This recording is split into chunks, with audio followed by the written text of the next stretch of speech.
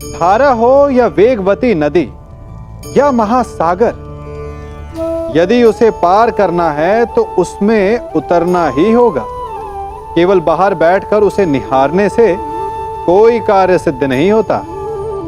यदि नाव ना हो तो लहरों से लड़ना होता है, धारा से टकराना होता है। यदि तैरना सीखना है तो डूबने के भय से उभरना होता है।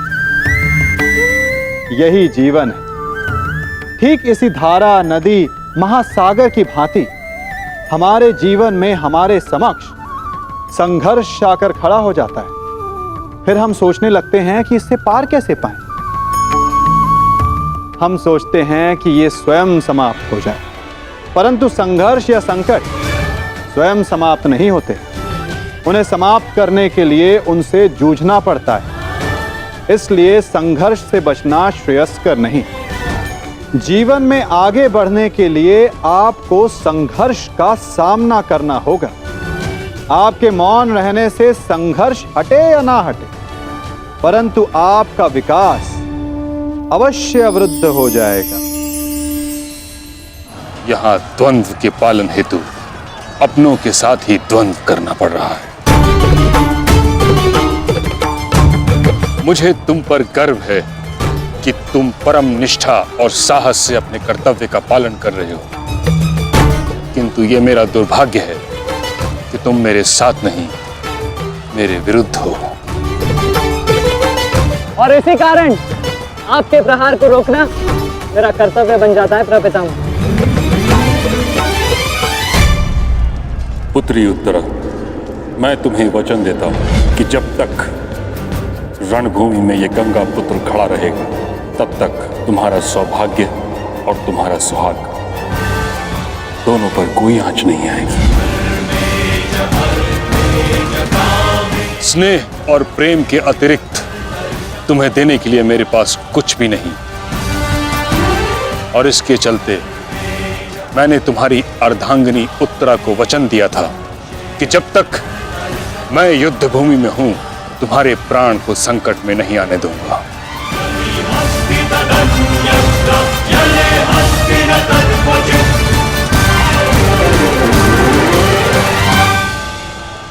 ये क्या कह रहे हैं पितामह? ये युद्ध है और ये हमारा शत्रु। इसकी रक्षा नहीं करनी है, आपको इसका वध करना है। मुझे भली भांति स्मरण है दुर्योधन कि मुझे क्या करना है और क्या नहीं। तुम्हारी ओर से युद्ध करना मेरा कर्तव्य है, परंतु किसका वध करना है और किसका नहीं, यह मेरा निजी अधिकार है।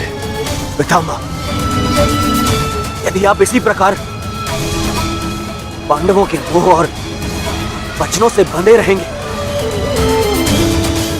तो हम ये युद्ध हार जाएंगे पितामह। और यदि ऐसा हुआ तो उसके दोषी केवल आप और आपके ये वचन होंगे।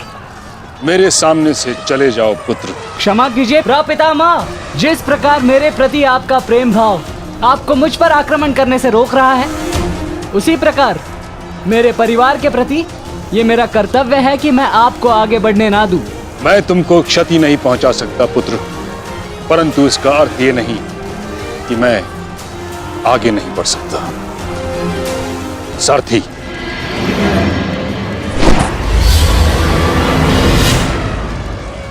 साधु पुत्र, किंतु अगली बार मत चूकना। प्रपितामह, या तो द्वंद्व कीजिए या समर्पण कीजिए।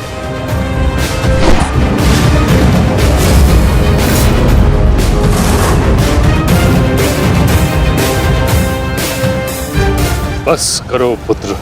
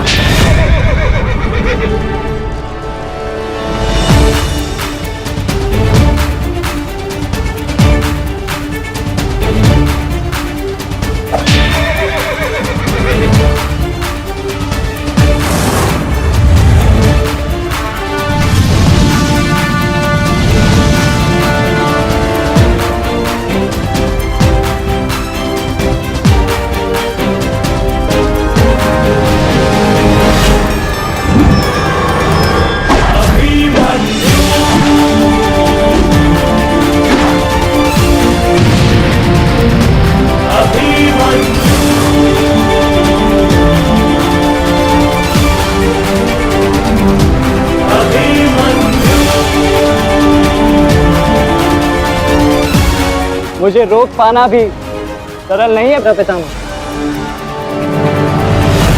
उत्तम अभिमन्यु, अति उत्तम।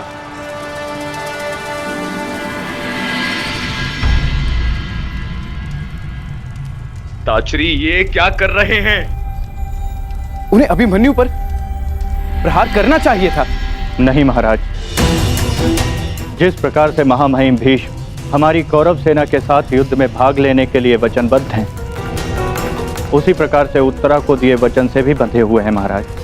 किंतु इस प्रकार युद्ध के मध्य में ऐसा करना उचित है? यदि ऐसा ही चलता रहा तो पांडव ये युद्ध जीत जाएंगे। सबसे महत्वपूर्ण सूचना अभी यही है कि युवराज दुर्योधन सुरक्षित है महाराज।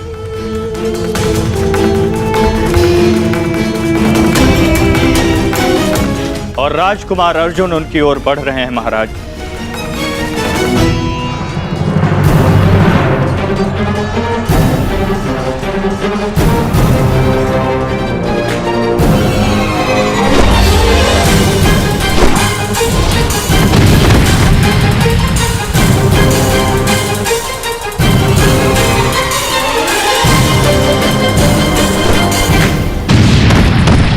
राजकुमार अर्जुन और युवराज दुर्योधन के रथ के पताका के मध्य अब कोई भी नहीं है महाराज।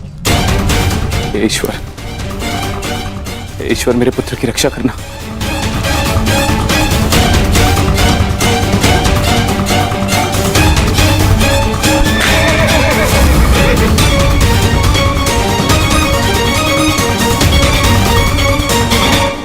इसीलिए मैं पितामह के स्थान पर कर्ण को चुन रहा था मामाश्री।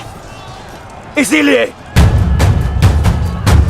मित्रगण इनके भांति वे पक्षी युद्ध तो नहीं लड़ता, इनसे नहीं होगा मामाश्री। हमारे और बाकी महारथी कहां है?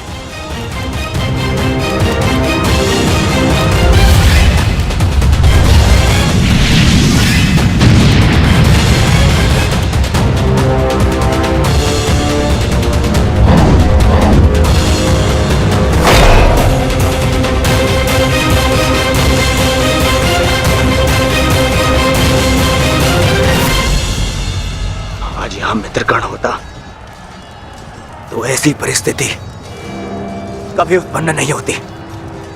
अब गण नहीं है तो कौन रोकेगा इसे? कौन?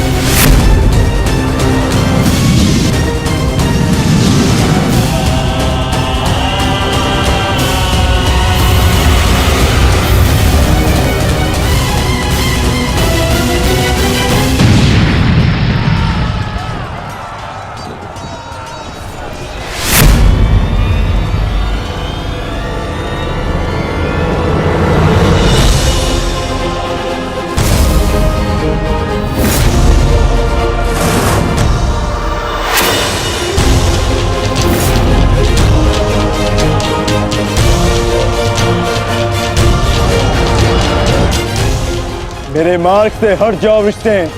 आप भूल रहे हैं महारथी, मैं उस वीर का अंश हूं जिसका रोम रोम आपको परास्त करने में सक्षम है।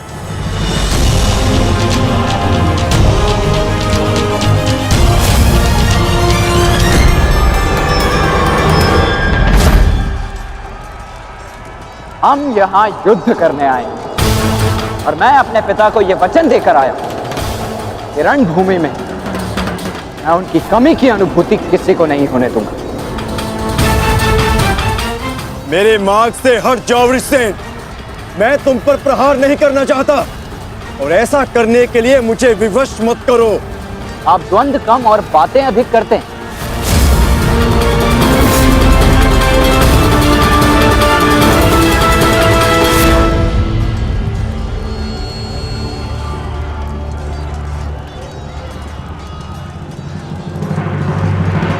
पार्थ, यदि तुम इस युद्ध को आज ही समाप्त करना चाहते हो तो एक बात का स्मरण रखना, सूर्यास्त्र होने में बस कुछ ही समय शेष रह गया है। अपने सामने खड़ी बाधा पर प्रहार करो पार्थ।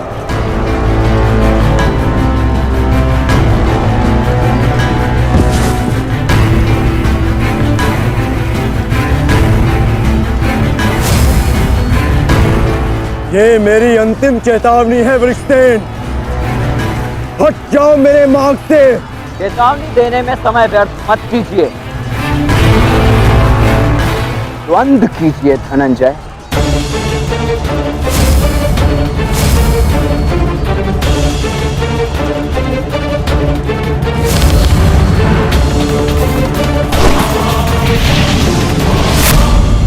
वृषसेन,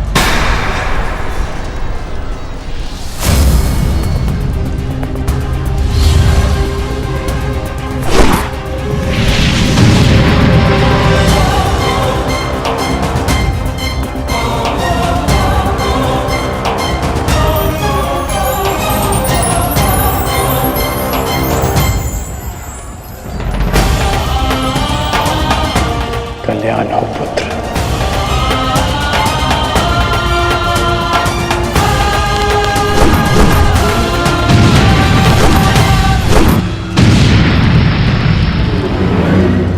तुम्हारा पुत्र तुम्हारे ही भांति कुशल योद्धा है कर्ण।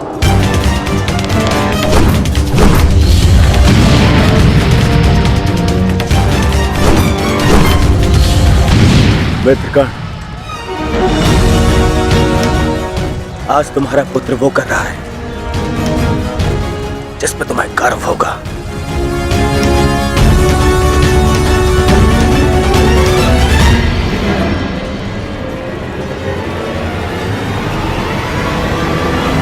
शीघ्रता करो पार्थ, सूर्यास्त्र में बस कुछ ही समय शेष है।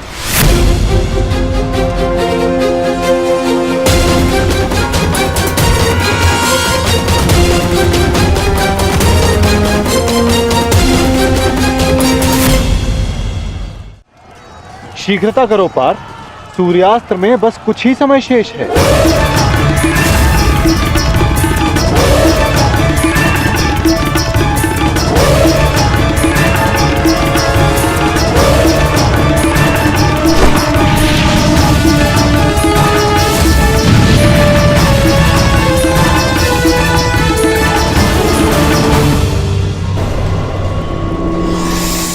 पर्वतास्त्र है पुत्र, मुष्टिकास्त्र का प्रयोग करो।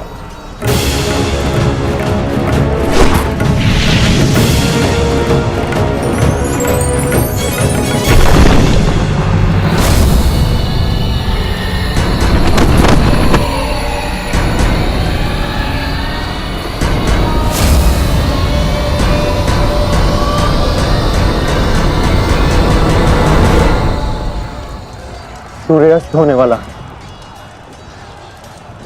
ध्वज को कैसे जीते? कुछ क्षण और मामा श्री। सूर्यास्त होते ही इन पांडवों का विजय का स्वप्न भी अस्त हो जाएगा। क्या होगा यदि तुम अपनी इस मूर्खता को एक छल में परिवर्तित कर दोगे तो क्या हो जाएगा? वज्रव्यूह की विशेषता क्या है दुर्योधन? प्रहार, केवल प्रहार, परंतु रक्षा में असक्षम।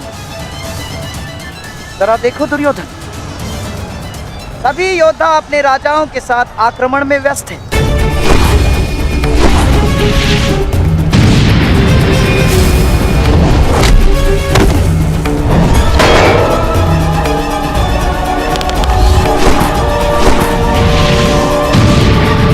बिना किसी रक्षा नीति के हम इसका लाभ उठा सकते हैं दुर्योधन।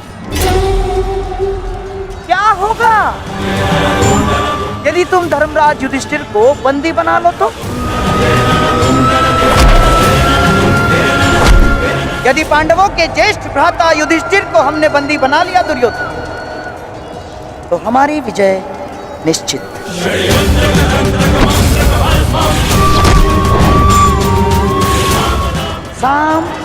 दाम दंड भेदे अस्माकं विजयं निश्चितम्। अस्माकं विजयं निश्चितं दुर्योधन। आपका विचार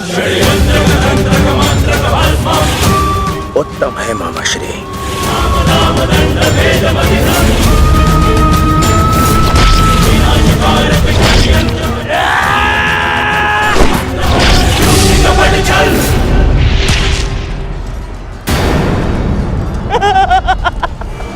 असमान अस्त्रों के साथ द्वंद्व करना नियमों के विरुद्ध है धर्मराज।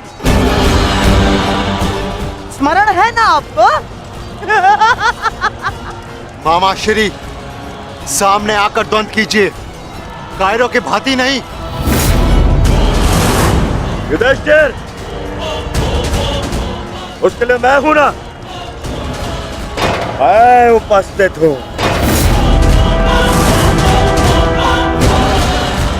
यदि तुम युद्ध चाहते हो तो मैं तत्पर हूं। ये बात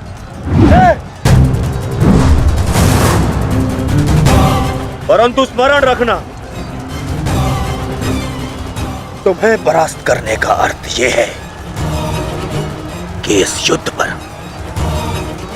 मेरी विजय हुई, और इसकी विपरीत परिस्थिति का भी यही परिणाम होगा भ्राता दुर्योधन। अवश्य।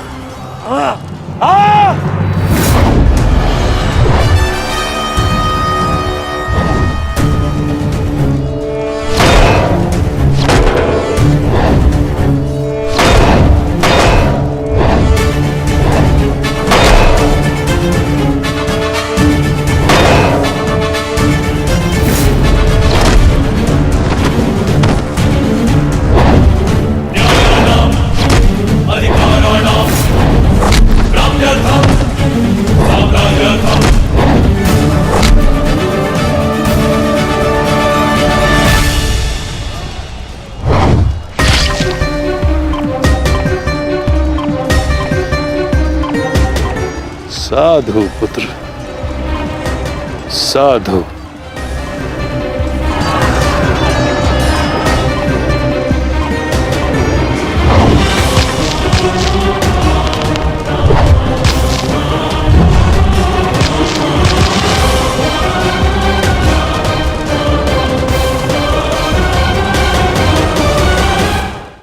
आशा है कि इस युद्ध के पश्चात तुम जैसा योग्य और वीर राजा हस्तिनापुर को मिलेगा।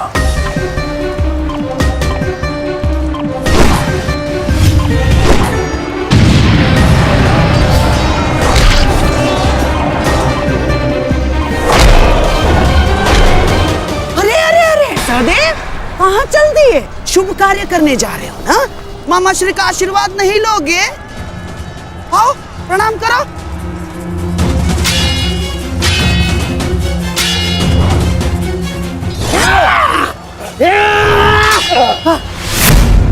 षड्यंत्र रचते समय आपकी तलवार जैसी जीप तो बहुत चलती है, मगर आज आपकी तलवार कैसे फिसल रही है मामा श्री?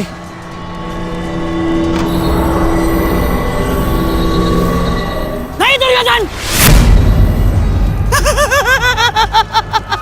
वो क्या है ना सहदेव, हर वस्तु अपने समय से चलती है।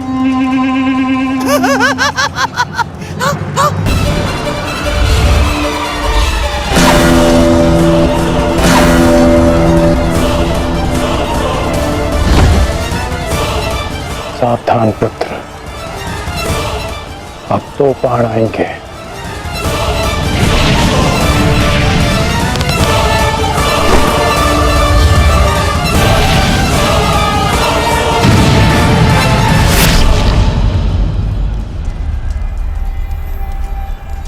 से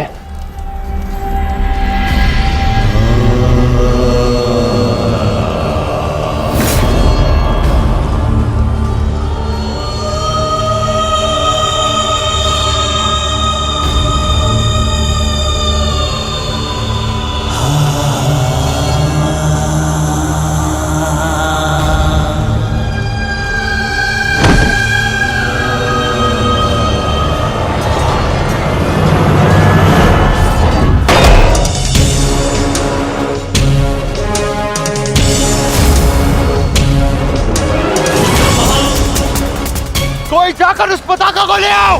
दुर्योधन मेरे साथ युद्ध में व्यस्त है। जाओ।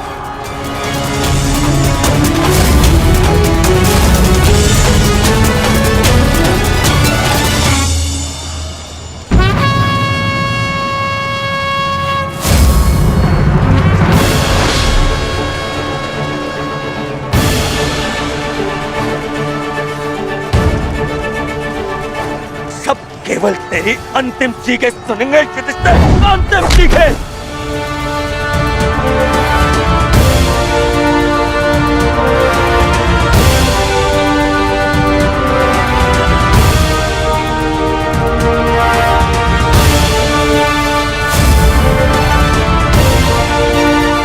अरे कोई रोको उस बाला